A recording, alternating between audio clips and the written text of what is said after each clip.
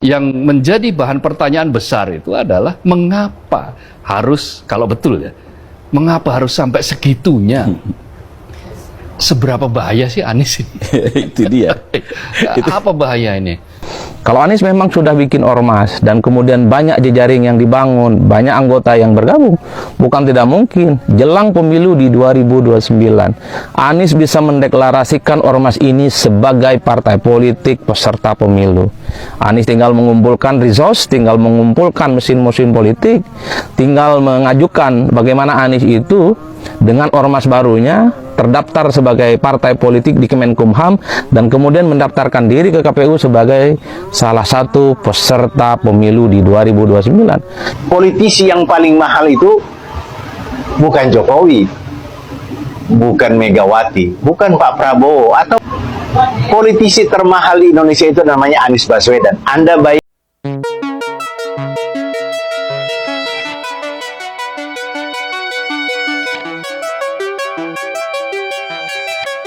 Tahun yang lalu, hari ini memasuki babak baru.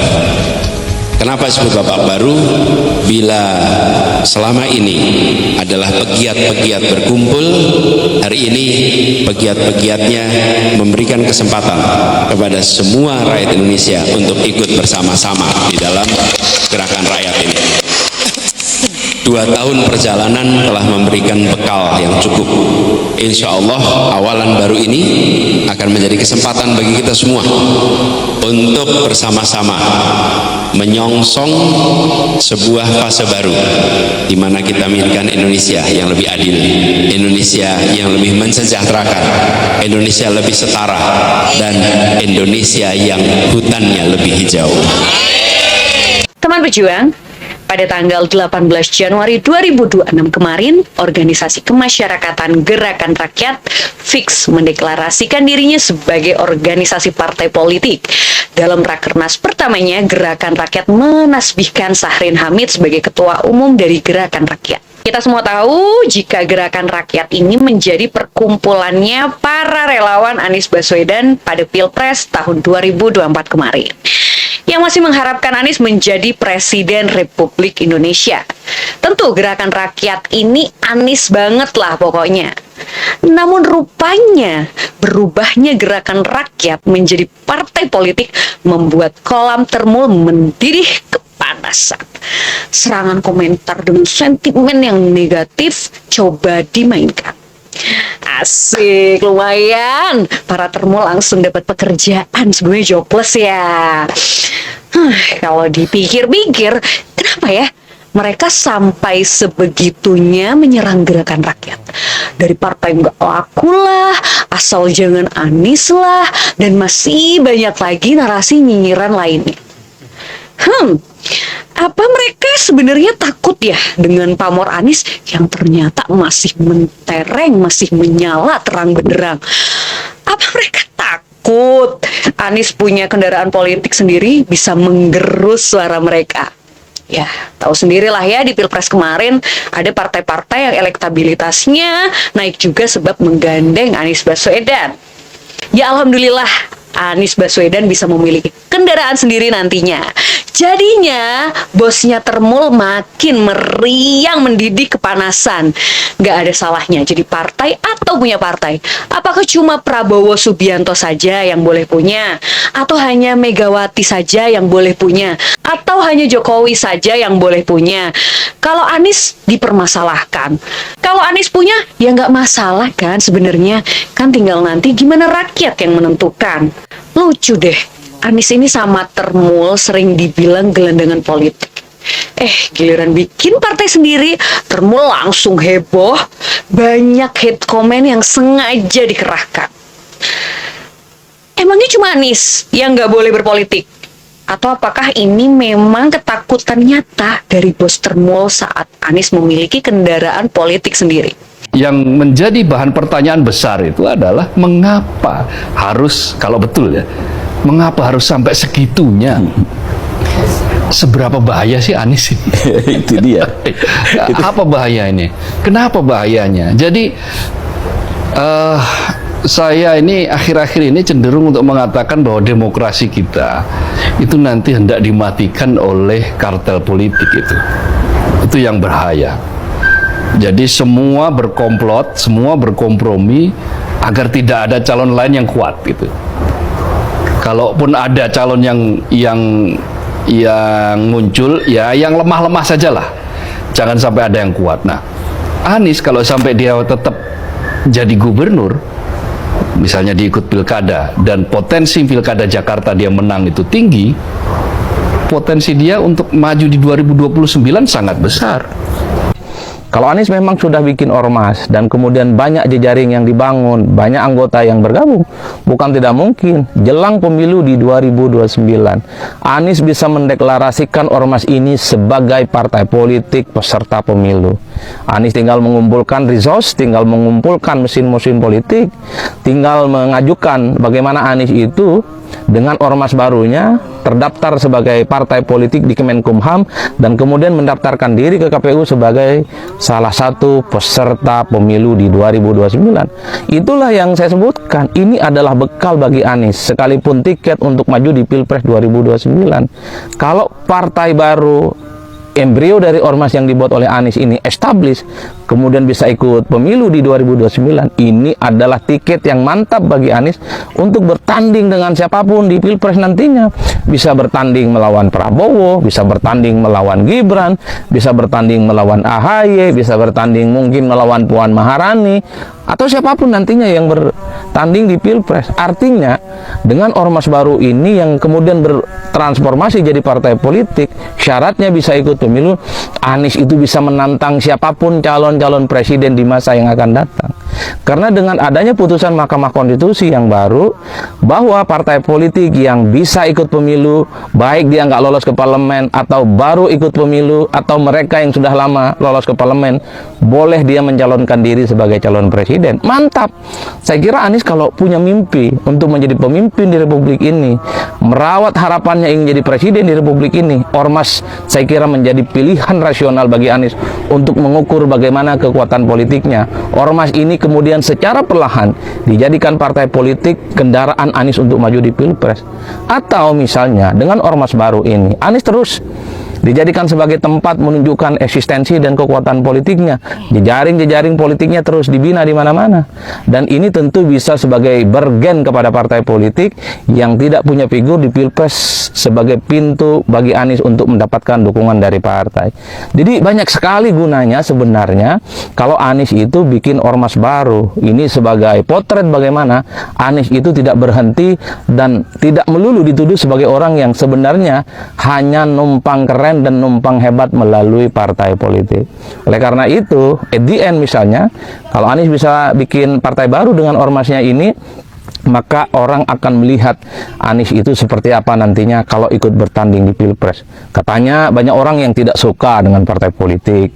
Katanya banyak orang yang sangat alergi dengan partai politik. Bahkan kalau kita membaca survei-survei politik, termasuk survei yang sering kita lakukan di parameter politik, orang yang merasa dekat dengan partai politik tertentu, orang yang merasa menjadi bagian dari partai politik tertentu, itu kurang lebih jumlahnya hanya 20%. Artinya secara umum rakyat kita itu alergi dengan partai, alergi dengan calon-calon yang diusung oleh partai politik. Hari ini politisi yang paling mahal itu bukan Jokowi, bukan Megawati, bukan Pak Prabowo, atau bukan juga Bang Surya, bukan. Politisi termahal di Indonesia itu namanya Anies Baswedan. Anda bayangkan seorang Anies Baswedan betapa sulitnya mengalahkan seorang Anies, atau betapa mahalnya Jokowi mengalahkan seorang Anies. Jokowi harus cawe-cawe membelanjakan APBN untuk bansos hampir 500 triliun, menggerakkan aparatur sipil negara, menggerakkan kepala desa, bahkan terindikasi TNI dan Polri pun dia gerakan untuk bagaimana memenangkan atau mengalahkan Anies Baswedan. Disitulah kemudian saya berpikir atau berkesimpulan, ternyata tokoh politik yang paling mahal saat ini adalah Anies Baswedan. Boleh Anda tidak setuju, tetapi silahkan Anda beri komentar. Salam akal sehat. Anies Baswedan digadang-gadang menjadi calon presiden terkuat 2029 oleh Partai Gerakan Rakyat. Wow, ini akan menambah seru panggung politik Indonesia. Tentunya jika pemilihan umum dilakukan secara fair, jujur, adil, dan transparan, maka Anies Baswedan cukup berpengaruh untuk menggoyang panggung politik Indonesia. Meskipun pada 2024 kemarin Anies Baswedan hanya mendapat 24% suara, dikalahkan oleh Prabowo Gibran yang mendapat 58% suara. Ya, bisa jadi Anies Baswedan karena kalah pengaruh, dan bisa jadi Prabowo Gibran mendapat 58% karena didukung oleh Presiden ke-7 Joko Widodo. Sementara saat ini masyarakat sudah jeli, sudah semakin cerdas dan kritis. Tentunya masyarakat akan melihat program-program pemerintah saat ini dengan visi misi calon-calon berikutnya. Program pemerintah saat ini yang paling menjadi sorotan adalah makan bergizi gratis, yang menarik anggaran cukup besar dari anggaran pendidikan. Dan program makan bergizi gratis adalah program prioritas utama Presiden, sedangkan pendidikan adalah program pendukung. Luar biasa, dalam politik Indonesia satu hal yang hampir selalu pasti adalah ketidakpastian itu sendiri. Nama-nama bisa naik dengan cepat lalu meredup, dan kadang justru kembali menguat ketika banyak orang menganggapnya selesai. Dalam konteks itulah nama Anies Baswedan kembali menarik untuk dibicarakan ketika publik mulai menoleh ke arah pemilihan Presiden 2029. Pasca Pilpres 2024, Anies berada pada posisi yang unik. Ia kalah dalam kontestasi nasional, namun tidak sepenuhnya tersingkir dari panggung politik. Justru sebaliknya, ia masih memiliki basis pendukung yang solid, terutama di kalangan pemilih perkotaan, kelas menengah terdidik, serta kelompok yang menginginkan narasi perubahan dan tata kelola pemerintahan yang lebih beretika. Pertanyaannya bukan lagi apakah Anies dikenal publik, tetapi apakah ia masih relevan dan mampu membangun momentum baru menuju 2029. Dari sisi usia dan pengalaman, Anies masih memenuhi syarat sebagai kandidat kuat. Ia memiliki rekam jejak sebagai akademisi, mantan menteri, dan gubernur DKI Jakarta.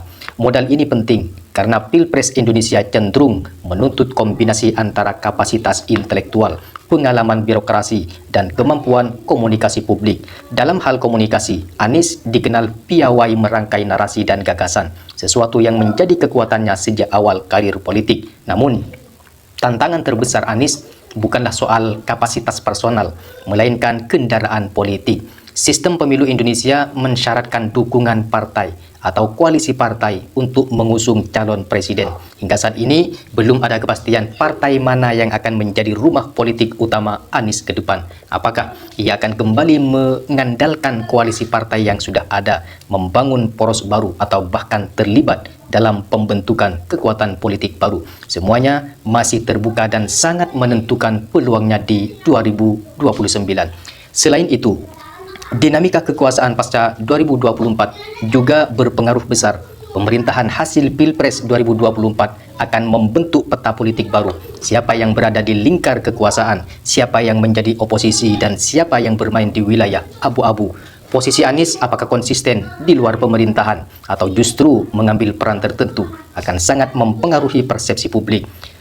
Bertahan di luar kekuasaan bisa memperkuat citra sebagai alternatif, tetapi juga berisiko kehilangan panggung dan akses politik. Dari sisi elektabilitas, survei-survei awal memang belum menempatkan Anies di posisi teratas untuk 2029. Namun, perlu dicatat, pemilu masih jauh dan sejarah politik Indonesia menunjukkan bahwa elektabilitas bisa berubah drastis dalam waktu singkat. Tokoh yang hari ini dianggap lemah bisa menguat, sementara yang dominan bisa menurun karena faktor kinerja, isu, atau kejenuhan publik. Anies juga dihadapkan pada tantangan regenerasi pemilih pada 2029. Pemilih muda, dan pemilih pemula akan menjadi kelompok yang semakin besar. Untuk menjangkau mereka, narasi Anies perlu beradaptasi. Tidak hanya berbicara soal kritik dan perubahan, tetapi juga solusi konkret terkait lapangan kerja, teknologi, lingkungan, dan keadilan sosial. Jika ia mampu menerjemahkan gagasan besarnya ke dalam bahasa yang relevan bagi generasi muda, peluang itu tetap terbuka. Pada akhirnya, potensi Anies Baswedan untuk menjadi presiden pada 2029 memang ada, tetapi tidak otomatis. Peluang itu bergantung pada konsistensi strategi politiknya, kemampuannya menjaga dan memperluas basis dukungan, serta kecakapannya membaca arah angin politik nasional. Politik bukan hanya soal siapa yang paling populer hari ini, melainkan siapa yang paling siap ketika momentum itu datang. Menuju 2029, Anies masih berada dalam permainan. Apakah ia akan menjadi kandidat utama, kuda hitam, atau justru sekedar bagian dari sejarah politik satu dekade terakhir? Semuanya masih akan ditentukan oleh langkah-langkahnya dalam beberapa tahun ke depan.